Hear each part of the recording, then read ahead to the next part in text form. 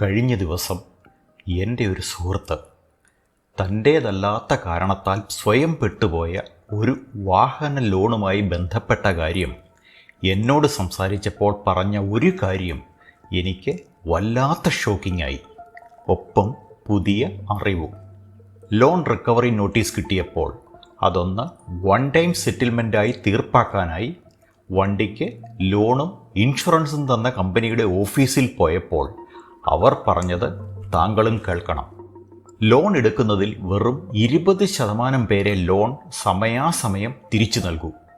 ബാക്കി വരുന്ന 80% ഡിഫോൾട്ടേഴ്സാണ് കമ്പനിക്ക് ലാഭം ഉണ്ടാക്കി തരുന്നത്. അതിനാൽ സോറി, താങ്കളുടെ പേരിലുള്ള കേസ് പിൻവലിക്കാനാവില്ല. പെട്ടെന്ന് ഓർമ്മ വന്നത് ഈ വീഡിയോയിൽ ഞാൻ പറഞ്ഞിരുന്ന ഒരു കാര്യമാണ്. നമ്മുടെ മുന്നിൽ ചിരിച്ചുകൊണ്ട് വിനയത്തോടെ വന്ന് ലോൺ എടുപ്പിക്കുന്ന ഓരോ ക്രെഡിറ്റ് പ്രൊവൈഡർ കമ്പനിയും, അത് ബാങ്ക് ആവട്ടെ, പ്രൈവറ്റ് ഫിനാൻസിങ് ആവട്ടെ, എന്തിന് സർക്കാർ പിന്തുണയുള്ള അല്ലെങ്കിൽ സ്വകാര്യ ചിട്ടി കമ്പനികളാവട്ടെ, ഒരാളും അവർ അഭിനയിക്കുന്ന പോലെ നമ്മുടെ സുഹൃത്തുക്കളോ അഭ്യുദയകാംക്ഷികളോ അല്ല.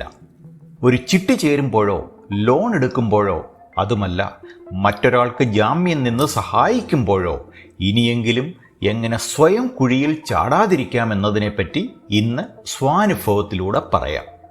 സൂക്ഷിച്ചാൽ ദുഃഖിക്കേണ്ട. ഒരു വീഡിയോയിൽ ഞാൻ പറഞ്ഞിരുന്നു, 30 വർഷം മുമ്പ് ഒരു ബന്ധുവിന് ലോൺ എടുക്കാൻ ജാമ്യം നിന്ന് 25,000 രൂപ അടച്ച് ലോൺ തീർക്കേണ്ടി വന്ന ഒരു ടീച്ചറിൻ്റെ കഥ. ഒപ്പം ഇന്ന് നല്ല സാമ്പത്തിക നിലയിലായിട്ടും ഇന്നും ആ പൈസ തിരികെ തരുന്നതിനെക്കുറിച്ച് അദ്ദേഹം മിണ്ടുക പോലുമില്ല എന്ന കാര്യത്തെപ്പറ്റി ഈ വീഡിയോ കണ്ടാൽ ഓർമ്മ വരും. കാണേണ്ട വീഡിയോ ആണ്. ലിങ്ക് താഴെ കൊടുക്കാം. അതിലെ ടീച്ചർ വേറെ ആരുമല്ല, എൻ്റെ ഭാര്യ തന്നെയാണ്. ഇന്ന് കഴിഞ്ഞ ഒരു മാസത്തിനിടയിൽ എനിക്കുണ്ടായ ഒരു ഇടിവെട്ട അനുഭവം പറയാം. ഇതൊരു യുണീക്ക് സ്റ്റോറിയാണ്. 2018 വെള്ളപ്പൊക്കം കഴിഞ്ഞ സമയം, അതായത് 2018 8-ാം മാസം ഫ്ലഡ്. 9-ാം മാസം ഒരാൾ ഞങ്ങളുടെ കടയിൽ വന്നു. കോഴിക്കോട് സ്വദേശിയായ ഒരു ചെറുപ്പക്കാരൻ. ഞങ്ങളുടെ ടൗണിലെ നമ്മളെല്ലാം അറിയുന്ന ഒരു സ്വകാര്യ ചിട്ടി കമ്പനിയുടെ മാനേജറാണെന്ന് സ്വയം പരിചയപ്പെടുത്തി. ആഴ്ചയിൽ ഒരു തവണ എന്ന നിലയിൽ മിനിമം 4-5 ആഴ്ച വന്നു. സാർ, ഒരു ഡെയിലി ചിട്ടി ചേരണം. എനിക്ക് യാതൊരു താല്പര്യവും ഇല്ലാത്ത വിഷയം. പക്ഷേ സാർ, കമ്പനിയിൽ നിന്നും വല്ലാത്ത പ്രഷറാണ്, ജോലി പോകുന്ന അവസ്ഥയാണ്, ബിസിനസ് വളരെ മോശം. സാർ, ഒരു ചിട്ടി ചേരണം, സഹായിക്കണം. അങ്ങനെ നേരിട്ടറിയാത്ത ആ മനുഷ്യനെ സഹായിക്കാൻ ഞാൻ 5 ലക്ഷം രൂപയുടെ 2 വർഷം കൊണ്ട് തീരുന്ന ഒരു ചിട്ടി ഭാര്യയുടെ പേരിൽ ചേർന്നു. ഡെയിലി വന്ന് ഉദ്ദേശം 750 രൂപ വെച്ച് 6 ദിവസവും ബുക്കിൽ വരവും വെച്ചു. 6 മാസം കഴിഞ്ഞപ്പോൾ വീണ്ടും അയാൾ കടയിൽ. സാർ, ബിസിനസ് ഇപ്പോൾ പൊതുവെ മോശമല്ലേ, വേണമെങ്കിൽ ഇപ്പോൾ ചിട്ടി വിളിക്കാം. ഇപ്പോൾ വിളിച്ചാൽ സാറിന് 3,75,000 രൂപയോളം കിട്ടും. 2 വർഷം കൊണ്ട് ഡെയിലി അടച്ചാൽ മതി. വിളിപ്പലിശയൊക്കെ കുറച്ച് 4,35,000 അടച്ചാൽ മതിയാവും. ബിസിനസ് മോശമായതിനാൽ ചിട്ടി 2019 6-ാം മാസം വിളിച്ചു. 3,70,000 രൂപ കയ്യിൽ കിട്ടി. ഒപ്പം പേയ്മെൻറ്റ് ഉറപ്പുവരുത്താനായി ഒരു പുതിയ ചിട്ടി കൂടി ചേർന്നു, അതും 5 ലക്ഷം. ചിട്ടിയുടെ ഉറപ്പിനായി ഭാര്യയുടെ 2 ചെക്ക്, മനസ്സോടെയല്ല എങ്കിലും എൻ്റെ 2 ചെക്ക്, ഒപ്പം കടയിൽ ജോലി ചെയ്യുന്ന ഒരു സ്റ്റാഫിനെ ഗ്യാരണ്ടറായും വെച്ചു. മുടങ്ങാതെ മുന്നോട്ട് പോയപ്പോഴാണ് 2020 കോവിഡ് ലോക്ക്ഡൗൺ വന്നത്. 3-4 മാസം കടയടച്ചുപോയി. പേയ്മെൻറ്റ് മുടങ്ങി. മാനേജർ വിളിയോട് വിളി. ഇതിനോടകം 9/3/20 വരെ ആദ്യ ചിട്ടിയിൽ 2,40,47,750 രൂപയും രണ്ടാമത്തെ ചിട്ടിക്ക് 1,15,850 രൂപയും അടക്കം മൊത്തം 3,58,600 രൂപ അവരുടെ കയ്യിലായി. അപ്പോൾ മാനേജർ വന്ന് നമ്മുടെ ഡെയിലി വരവെഴുതുന്ന 2 ബുക്കും അപ്ഡേറ്റ് ചെയ്യാനാണെന്ന് പറഞ്ഞ് എൻ്റെ കയ്യിൽ നിന്ന് വാങ്ങിക്കൊണ്ടുപോയി. പകരം അവരുടെ പേരിലുള്ള ഒരു റെസിപ്റ്റ് തന്നു. ടോട്ടൽ എമൗണ്ട് എഴുതി. 18/1/21 പൈസയ്ക്ക് ബുദ്ധിമുട്ടുണ്ടായിട്ടും 50,000 രൂപ കൂടി അടച്ചു. ഇപ്പോൾ മൊത്തം 4,08,600 രൂപ. അപ്പോൾ മാനേജർ ഒരു ഉപദേശം തന്നു. സാർ, രണ്ടാമത്തെ ചിട്ടി ഉടനെ തീരും, വെയിറ്റ് ചെയ്യൂ, അപ്പോൾ പറയാം ബാക്കി എത്ര കൂടി അടയ്ക്കണമെന്ന്. അത് കൊടുത്താൽ മതി. അങ്ങനെയിരിക്കെ 20/5/22 ഞങ്ങളോട് ഒരക്ഷരം പറയാതെ ലോണിൽ ജാമ്യം നിന്ന കടയിലെ സ്റ്റാഫിനൊരു നോട്ടീസ്.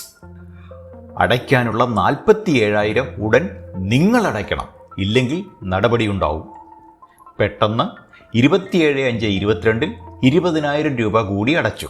പിന്നാലെ 26/7/22 അവർ പറഞ്ഞ പ്രകാരം 26,500 കൂടി അടച്ചു.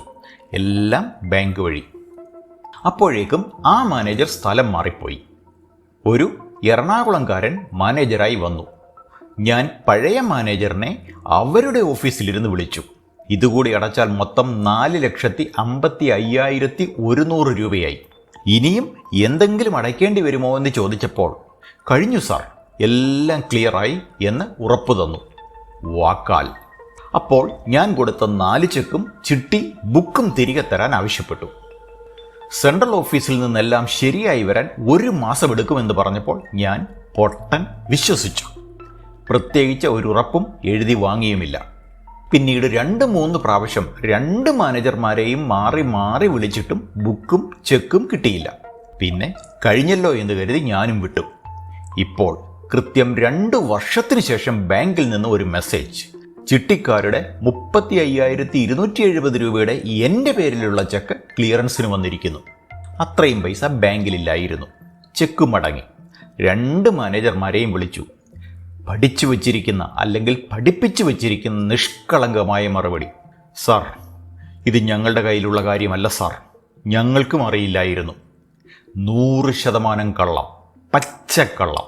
ഈ കള്ള മാനേജർ എന്ന കൂട്ടർ നമ്മൾ ചീത്ത വിളിച്ചാൽ പോലും ശാന്തമായി കേട്ട് മിണ്ടാതിരിക്കാൻ പഠിപ്പിച്ചിട്ട വർഗമാണെന്ന് അന്ന് മനസ്സിലായി.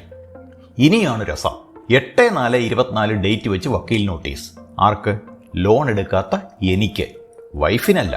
ഞങ്ങളുടെ കണ്ടിന്യൂഡ് റിക്വസ്റ്റ് പ്രകാരം നിങ്ങൾ പൈസയുണ്ടെന്ന് വിശ്വസിപ്പിച്ച് കഴിഞ്ഞ മാസം തന്ന സ്വാൻസോ നമ്പർ ചെക്ക് ബൗൺസ് ആയതിനാൽ നിങ്ങൾക്കെതിരെ ലീഗൽ ആക്ഷൻ എടുക്കേണ്ട എങ്കിൽ 15 ദിവസത്തിനകം 35,270 രൂപയും 500 രൂപ വക്കീൽ ഫീസും നൽകുക. അപ്പോൾ ടോട്ടൽ എമൗണ്ട് 4,90,370 അടയ്ക്കണം.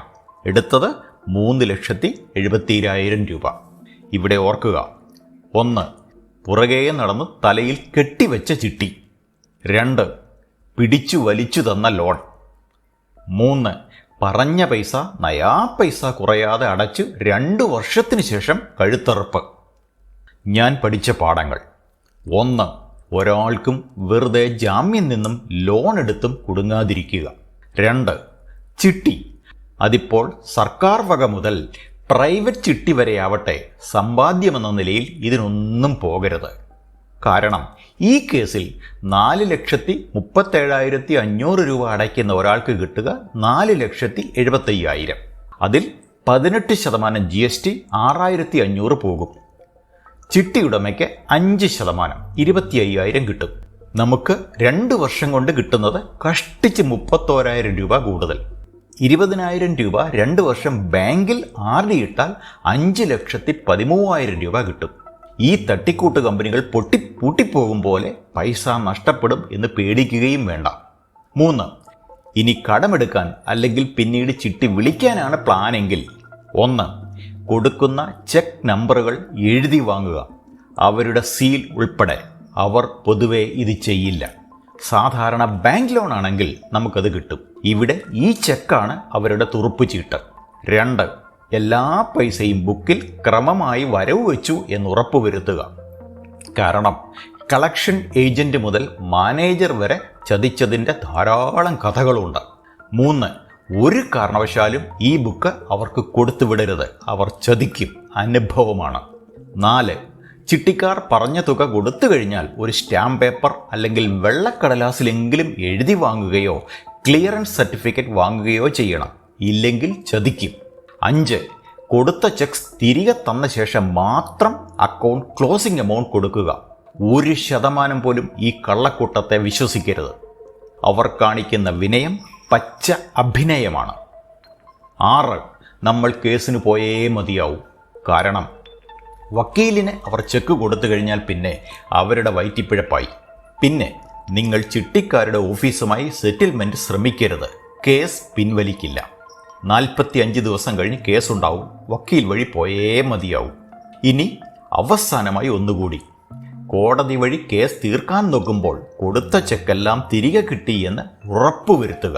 2 വർഷം കഴിഞ്ഞ് ഈ കള്ളന്മാർ വീണ്ടും നമുക്ക് നോട്ടീസ് അയക്കില്ല എന്നതിന് എന്താണ് ഉറപ്പ്?